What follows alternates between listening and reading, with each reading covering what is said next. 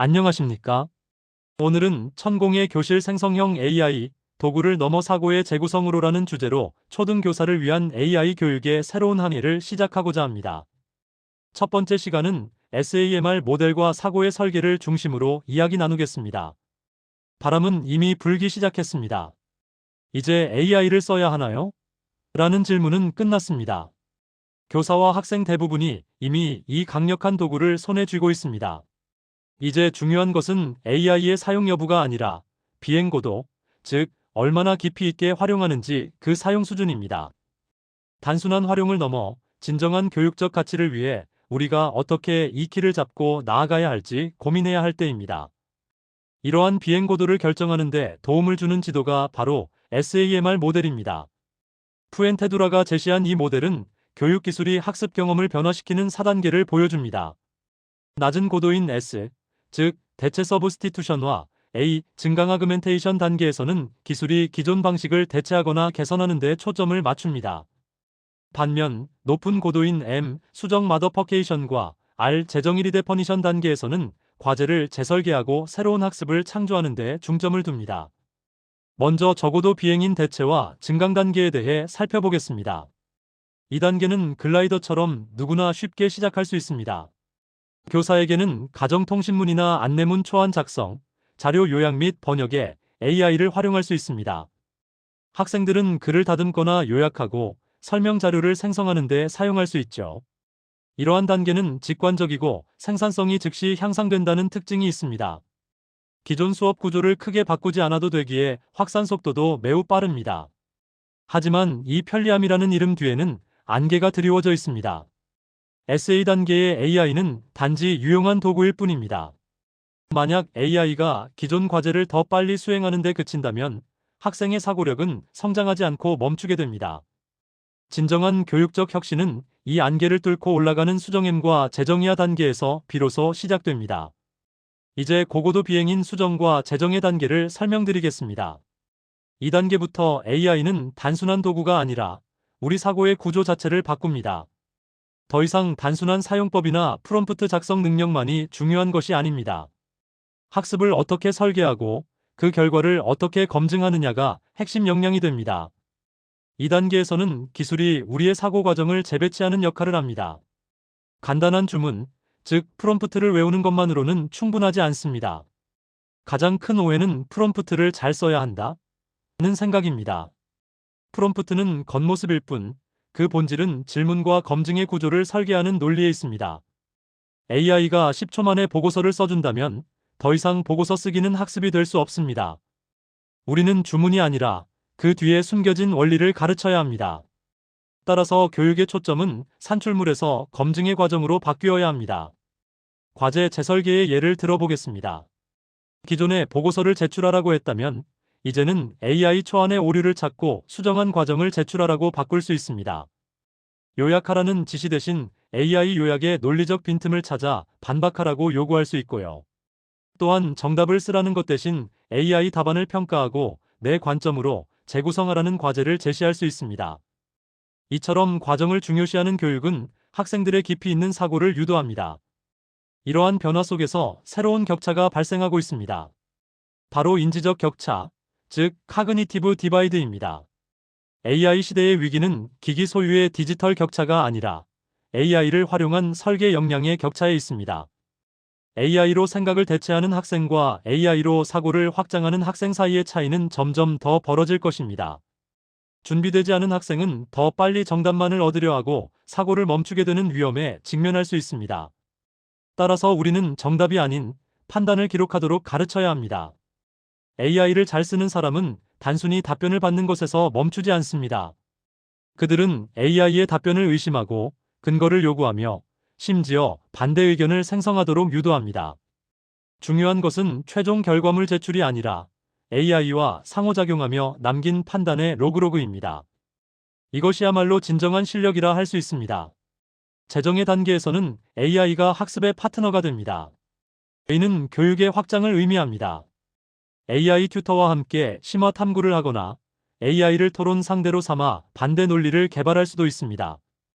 AI는 단순한 도구를 넘어 학습자의 인지적 파트너가 되는 것이죠. 다만 2단계는 교사의 통제를 벗어날 위험도 있으므로 높은 수준의 윤리적 판단력이 요구됩니다. 이러한 변화 속에서 교사가 학생들에게 가르쳐야 할 3가지 설계 역량이 있습니다. 첫째, 질문을 설계하는 역량입니다. 즉, 자신이 원하는 바를 명확히 구조화하는 능력입니다. 둘째, 결과를 검증하는 역량입니다. AI의 환각과 오류를 식별할 줄 알아야 합니다. 셋째, 과제와 평가를 재구성하는 역량입니다. 결과만이 아닌 과정을 평가하는 능력이 중요합니다. 우리의 목표는 단순한 확산 단계를 넘어 안전한 심화 단계로 진입하는 것입니다. 만약 학교가 이러한 설계 역량을 가르치지 않는다면 AI는 특정 소수에게만 기회를 주는 불평등의 도구가 될 것입니다. AI는 결코 평등하지 않습니다. 오히려 사용자의 사고력 수준에 따라 격차를 증폭시키는 환경에 가깝습니다. 이는 마치 성이 들이우는 그림자와 같습니다. 우리의 과제는 단순한 AI 사용 캠페인이 아닙니다. 격차 해소를 위한 체계적인 교육, 즉 설계 역량의 공공화가 필요합니다. 수업 설계, 평가 설계, 그리고 데이터 거버넌스가 제대로 준비될 때 AI는 비로소 모두를 위한 혁신의 도구가 될 수 있습니다. 이것이야말로 우리가 지향해야 할 퍼블릭 플라이트입니다. 일부 요약을 말씀드리자면 생성형 AI는 우리에게 더 깊은 사고력을 요구합니다. 이제 우리는 모니터 속을 넘어 교실과 학교의 물리적 문제를 해결하러 갈 시간입니다. 다음 파트에서는 생성형 AI를 넘어 현실에서 행동하는 피지컬 AI의 세계로 함께 항해해 보겠습니다. 두 번째 파트에서는 화면 밖으로 나온 AI, 피지컬 AI에 대해 다루겠습니다. 피지컬 AI는 편리한 도구를 넘어 책임감 있는 시스템으로 나아갑니다. 생성형 AI가 언어를 다룬다면 피지컬 AI는 현실을 다룹니다. 그 핵심 구조는 센서를 통해 인지하고 이를 바탕으로 판단하며 최종적으로 행동으로 이어지는 3단계로 이루어집니다. 피지컬 AI를 이해하려면 현실의 무게를 배워야 합니다. 화면 속 AI와 피지컬 AI의 가장 큰 차이점은 바로 여기에 있습니다. 화면 속 오류는 다시 생성하면 그만이지만 현실 속 AI, 예를 들어 자율주행차나 로봇의 오류는 심각한 사고로 이어질 수 있습니다. 피지컬 AI는 단순한 답변 생성을 넘어 센서로 현실을 인지하고 물리적으로 개입하는 기술입니다. 이 무게감을 이해하는 것이 교육의 핵심입니다. 피지컬 AI는 폭풍 속을 항해하는 법을 가르칩니다. 이는 노이즈와 복잡성을 경험하는 과정이기도 합니다. 모니터 속 데이터는 깨끗하지만 현실은 조명, 소음, 장애물 등 노이즈로 가득합니다. 학생들이 이러한 환경 변수에 의해 AI가 실패하는 과정을 직접 경험하게 됩니다. 여기서는 정답을 맞히는 것보다 왜 실패했는지 분석하는 것이 훨씬 더 중요한 교육적 가치를 가집니다. 이러한 과정을 통해 리터러시의 완성인 피드백 루프를 이해하게 됩니다. 센서로 인지하고 판단하며 행동하는 이 순환 고리 속에서 우리는 엔지니어링 사고를 배웁니다. 이는 결과물 작동 여부가 아닌 원인 분석에 집중하는 것입니다. 질문의 전환을 통해 센서 오류인가, 데이터 편향인가, 모델의 한계인가 등을 스스로 질문하고 시스템을 검증하며 개선하는 과정을 경험하는 것이죠. 피지컬 AI 수업은 단순히 키트를 조립하는 수업이 아닙니다. 이것은 시스템 설계 교육입니다. 기존 수업이 키트 조립 후 코딩을 따라하고 단순 시연에 그쳤다면 피지컬 AI 수업은 첫째, 현실 문제 정의부터 시작합니다. 둘째, 데이터 수집 및 설계를 거치고 셋째, 시스템 구현 및 윤리 판단까지 이어집니다. 이는 단순한 기능 구현이 아닌 의사결정 과정을 설계하는 교육입니다. 이 과정에서 과학 사이언스는 데이터를 통해 세상을 보는 법을 가르칩니다.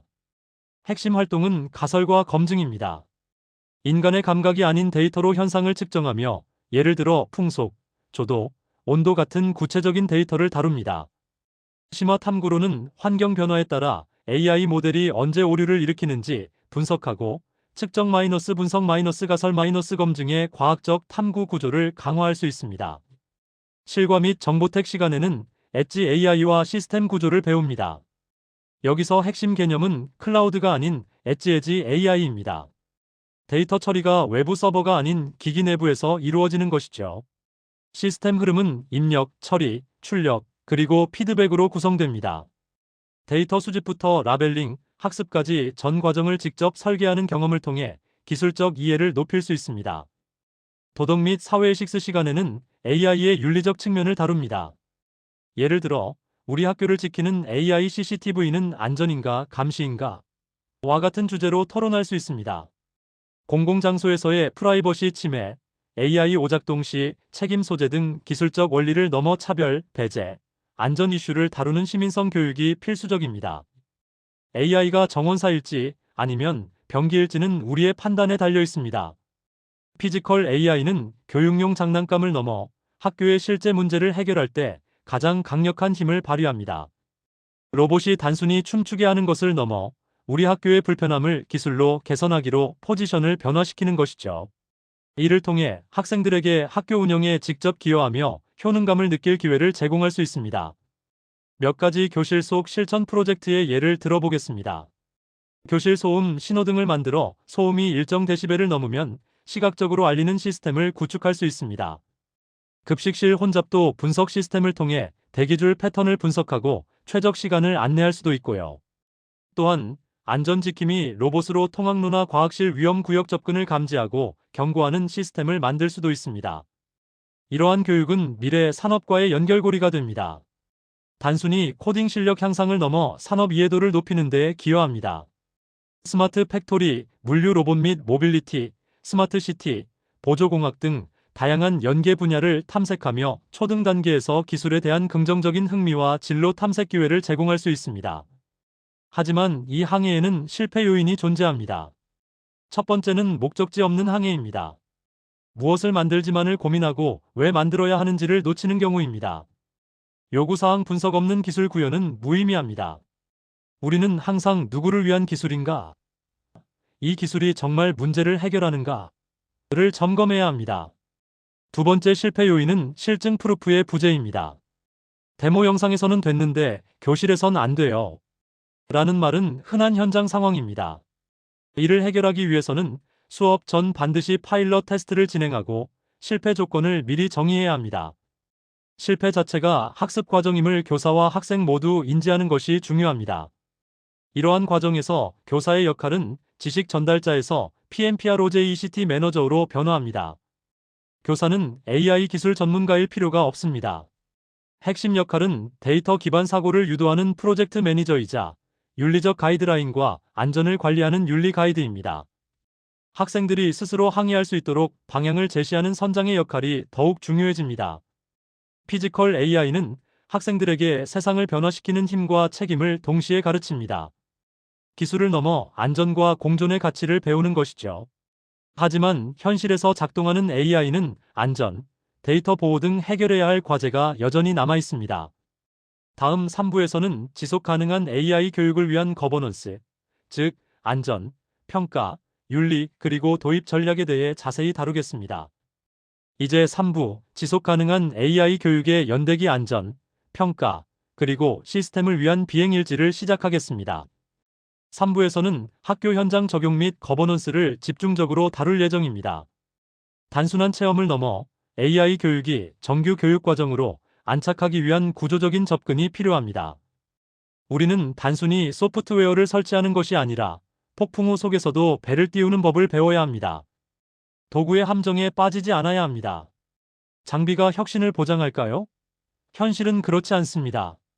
많은 학교가 예산 소진을 위해 키트와 태블릿을 구매하지만 운영 역량 부족으로 방치되는 장비의 무덤이 발생합니다. 도입 원칙은 화려한 스펙보다 교육과정 적합성이 우선이며 유지보수 체계와 데이터 보안 설계 없는 도입은 실패한 비행이 될 것입니다. 평가의 전환이 필요합니다. 결과물이 아닌 항로를 평가해야 합니다. AI 교육, 특히 피지컬 AI의 평가는 로봇이 작동했는가가 유일한 기준이 되어서는 안 됩니다. 새로운 평가 지표로는 데이터셋 라벨링 규칙을 어떻게 정의했는지, 어떤 가설을 세우고 검증했는지, 안전 규정을 준수하며 설계를 진행했는지 등을 포함해야 합니다. 평가의 전환 두 번째는 블랙박스와 실패 로그 FAI로 로그입니다. AI를 잘 다루는 학생은 정답을 맞히는 학생이 아니라 판단의 로그를 남기는 학생입니다. 단순한 코딩 성공보다 실패 분석 보고서에 더 높은 가치를 부여해야 합니다. AI 모델의 오류, 센서의 오작동, 데이터 편향을 분석하는 과정 자체가 곧 학습이 되기 때문입니다. 잠자는 거인을 다루는 법, 즉 물리적 안전 가이드라인도 중요합니다. 피지컬 AI는 소프트웨어 윤리를 넘어 공학적 안전 책임이 따릅니다. 주행 로봇의 충돌이나 배터리 발열 같은 문제가 발생할 수 있죠. 교실 내 안전수칙으로 STOP 기준, 즉 비상정지 규정을 명문화하고 학생들에게 로봇을 움직일 권한과 함께 멈출 의무를 교육해야 합니다. 교실은 조명, 소음, 네트워크 불안정 등 변수가 가득한 폭풍우와 같습니다. 의는 데모에선 됐는데 교실에선 안 돼요라는 구름 속 난기류로 나타나죠. 이를 대비하기 위한 실증 프루프 전략이 필요합니다. 도입 전 반드시 파일럿 테스트를 수행하고 실패 조건을 미리 정의하여 수업 붕괴를 예방해야 합니다. 이는 학생들에게 시스템 최적화를 가르칠 중요한 기회가 됩니다. 기술에는 두 얼굴이 있습니다. 윤리와 책임 리스판서빌러티에 대한 교육이 필요합니다.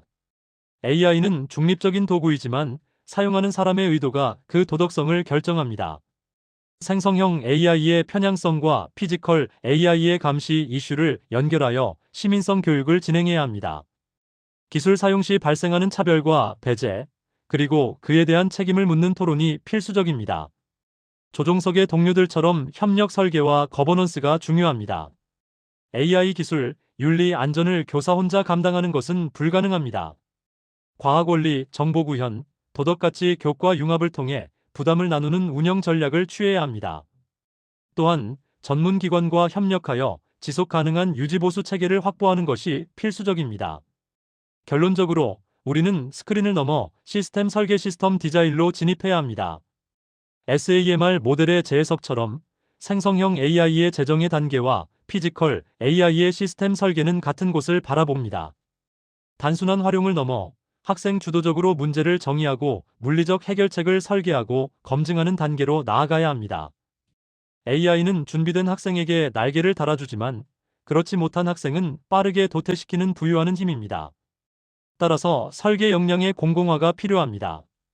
공교육의 역할은 단순히 기기를 보급하는 것을 넘어 모든 학생에게 질문하고 검증하고 설계하는 역량을 가르쳐 격차를 줄이는 최후의 보루가 되어야 합니다. 미래 교실의 비전은 우리 아이들이 AI 소비자로 남을 것인가, 아니면 시스템의 설계자로 성장할 것인가를 결정하는 것입니다. 화면 속 챗봇과 대화하는 것을 넘어 현실의 복잡한 문제를 해결하기 위해 AI 시스템을 조율하는 주체, 즉 아키텍트로 길러내야 합니다. 천공의 3원칙으로 초등교사를 위한 AI 교육을 요약해드립니다. 첫째, 도구보다 사고입니다. 프롬프트 기술이 아니라 질문과 검증 능력을 가르쳐야 합니다. 둘째, 화면 밖으로입니다.